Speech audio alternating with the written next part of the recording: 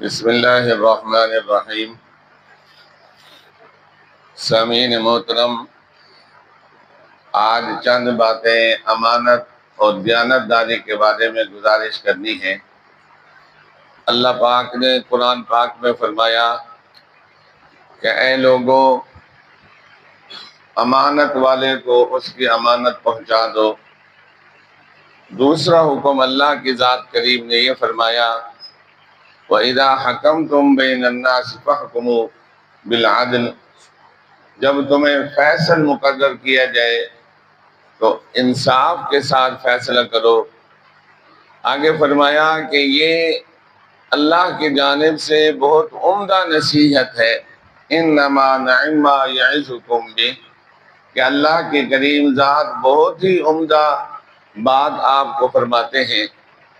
اور اسی طرح دوسرے مقام پر فرمایا کہ اللہ کی کریم ذات خیانت کرنے والے کو پسند نہیں کرتی۔ سیدنا یوسف علیہ السلام کے واقعے کے اندر اللہ نے فرمایا ذالک لیعلم انی لم اخنہ بالغیب وان اللہ لا یہدی الکید الخائنین، کہ یوسف علیہ السلام فرما رہے ہیں کہ میں یہ جاننا چاہتا ہوں کہ خیانت کرنے والا کون ہے، کیونکہ اللہ کی کریم ذات خیانت کرنے والوں کو ہدایت نہیں دیا کرتی۔ اللہ کے رسول نے فرمایا کہ اس انسان کا ایمان نہیں جس کے پاس امانت نہیں۔ دوسرے مقام پر فرمایا چار چیزیں ایسی ہیں اگر تمہیں وہ چار چیزیں مل جائیں تو دنیا کا سارا کچھ تمہیں مل گیا۔ پہلی بات زبان کی سچائی، دوسری بات امانت میں دیانتداری، تیسری بات حلال کھانا، چوتھی بات حسن اخلاق کا ہونا۔ یہ چار صفات ایسی ہیں کہ پیارے محبوب نے فرمایا اگر تمہیں یہ مل گئی تو ساری دنیا تمہیں مل گئی، تم سب سے عمدہ انسان ہو۔ ایک اور مقام پر فرمایا اللہ کے رسول صلی اللہ تعالی علیہ وسلم نے اس ذات کی قسم جس ذات کے کنٹرول کے اندر محمد رسول اللہ کی جان ہے، کہ تم یہ دیکھو کہ اگر ایک انسان ایسا ہے کہ وہ جنت کے اندر نہیں جا سکتا جب تک اس کے پاس امانت نہیں، اور امانت اس کی مکمل نہیں ہو سکتی جب تک اس کے پاس زبان کا عہد نہیں، اور فرمایا وہ انسان جنت کے اندر نہیں جائے گا جو امانت دار نہیں اور اس کا ہمسایہ اس سے خوش نہیں۔ تو عزیز دوستو، ہمیں ان قرآن پاک کی آیات سے، احادیث مبارک سے سبق حاصل کرنا چاہیے کہ امانت کے اندر دیانتداری اختیار کرو۔ سیدنا فاروق اعظم رضی اللہ تعالیٰ عنہ کے زمانے کے اندر ایک عجیب واقعہ پیش آیا۔ ایک انسان تھا، سفر کے اندر جا رہا تھا، اس کے گھر والے امید کے ساتھ تھے۔ اس نے یہ کہا اے اللہ، میں اس کو آپ کی امانت میں دے کر جا رہا ہوں۔ سفر سے واپس آیا، اس کو خبر ہوئی کہ اس کی گھر والی فوت ہو چکی ہے۔ کچھ دن کے بعد اس نے دیکھا کہ ایک قبر ہے، اس سے روشنی آ رہی ہے۔ لوگوں سے پوچھا کہ یار یہ کیا روشنی ہے؟ لوگوں نے کہا کہ یہ تیرے گھر والوں کی قبر ہے۔ ان کو ساتھ لے کر گیا، اس قبر سے روشنی آ رہی تھی۔ آواز آئی کہ اللہ کے بندے اپنی امانت لے لو، جو تم اللہ کے حوالے کر گئے تھے۔ اللہ نے اس امانت کے اندر خیانت نہیں کی۔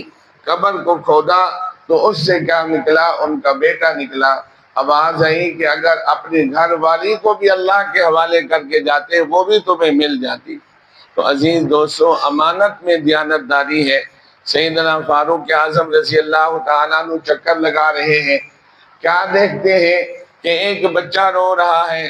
کہا، اس کی والدہ کو کہا کہ اس کو چپ کراؤ۔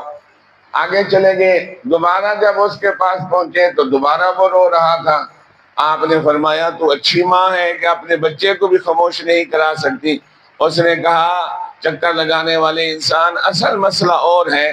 اصل مسئلہ اور ہے کہ خلیفۃ المومنین امیر المومنین فاروق اعظم نے اعلان کیا ہے اس وقت تک بچے کا وظیفہ جاری نہیں ہوگا جب تک بچہ دودھ نہیں چھوڑ دے گا۔ میں اس کو دودھ چھڑانے کے لیے ایسا کر رہی ہوں، یہ دودھ چھوڑتا نہیں ہے، ساتھ روتا بھی ہے۔ تو سیدنا فاروق اعظم رضی اللہ تعالیٰ عنہ اللہ سے ڈر گئے کہ اے فاروق، تم نے کتنے بچوں کو رلایا ہوگا۔ اسی طرح عزیز دوستو، ایک انسان دوسرے انسان کے پاس امانت رکھ کر گیا، حج کا سفر لمبا ہوا کرتا تھا، ایک صندوق اس کے اندر، جب وہ واپس نہ آیا، اس نے وہ صندوق سیل کرنے کے بعد واپس جا کے ان کے ورثاء کو دے کر آیا۔ اس ورثاء نے کھولا تو کیا دیکھتے ہیں کہ اس صندوق کے اندر جواہرات ہیں، ہیرے ہیں، اور ساتھ اس کے اندر پتھر بھی بھرے ہوئے ہیں۔ ان کو شک ہو گیا کہ اس امانت والے نے خیانت کی ہے، ان پتھروں کو رکھ کر اس نے ہیرے نکالنے ہیں۔ سیدنا عمر بن عبدالعزیز رحمۃ اللہ علیہ تعالیٰ کے پاس گئے تو سیدنا عمر بن عبدالعزیز نے کہا کہ وہ بکس لے کر آؤ۔ جب بکس لے کر آئے تو انہوں نے کہا کہ اب چلے جاؤ، میں اس کو دیکھتا ہوں کہ کیا حقیقت حال ہے۔ انہوں نے وہ جو زیورات تھے، جو جوہر تھے، وہ جو قیمتی خزانہ تھا، اس میں سے ایک کو اٹھایا اور دوسرا پتھر اٹھایا، ان کی دو آپس میں اپنے موازنت کی، جتنا وزن اس موتی کا تھا اتنا ہی وزن اس پتھر کا تھا۔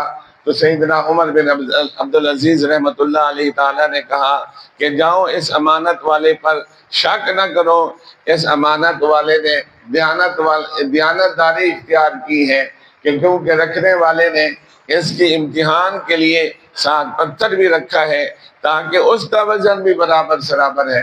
تو اس لیے عزیز دوستو، اللہ کہتا ہے کہ اگر تمہیں کسی گروہ سے بددیانتی کا خطرہ ہو تو اس کے منہ پر مار دو۔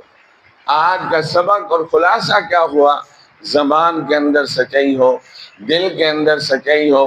آخری بات یہ کہہ رہا ہوں، اللہ کے رسول نے فرمایا لوگوں کی نمازوں کو نہ دیکھو، لوگوں کے روزوں کو نہ دیکھو کہ لمبی لمبی نمازیں، لمبی لمبی روزیں، آپ اس کو یہ دیکھو کہ وہ امانت دار ہے، زبان کا سچا ہے، اور اسی طرح وہ اس کے حسن اخلاق ہے۔ اگر یہ باتیں ہیں تو انسان عمدہ ہے۔ اللہ سے دعا ہے کہ رب کریم عمل کی توفیق نصیب فرمائے۔ وآخر دعوانا الحمد للہ رب العالمین۔ الحمد للہ رب العالمین، الرحمن الرحیم، مالک یوم الدین، جزا اللہ عنا محمدا ما هو اہلہ، وادخلنا الجنة مع الابرار، یا عزیز یا غفار یا ارحم الراحمین۔ اے کریم اللہ، ہمیں حسن اخلاق نصیب فرما دے۔ اے اللہ، ہم سب گناہوں سے توبہ کرتے ہیں۔ اے اللہ، آپ توبہ کو پسند کرتے ہیں۔ اے اللہ، ہماری توبہ کو قبول و منظور فرما دیجئے، تمام لوگوں کے گناہوں کو معاف فرما دیجئے۔ اے اللہ، ہم آپ کے در کے بھکاری ہیں، ہم سب کی دلی حاجات کو پورا فرما دیجئے، مشکلات کو آسان فرما دیجئے، بیماروں کو شفا کاملہ نصیب فرما دیجئے، ہمارے بچوں کو ہمارا فرما بردار بنا دیجئے، ہمیں اپنا فرما بردار بنا دیجئے۔ اے اللہ، حوض کوثر کا پانی نصیب فرمانا، پیارے محبوب علیہ السلام کی سفارش نصیب فرمانا۔ اے اللہ، اپنی رضا کو ہمارے اوپر کھول دے، اپنے احکامات کی ہمیں سمجھ نصیب فرما دے۔ اے اللہ، جو آپ چاہتے ہیں وہ ہمیں کرنے کی توفیق نصیب فرما دیجئے۔ اے اللہ، ہمیں اس وقت موت دینا جب آپ راضی ہو جائے۔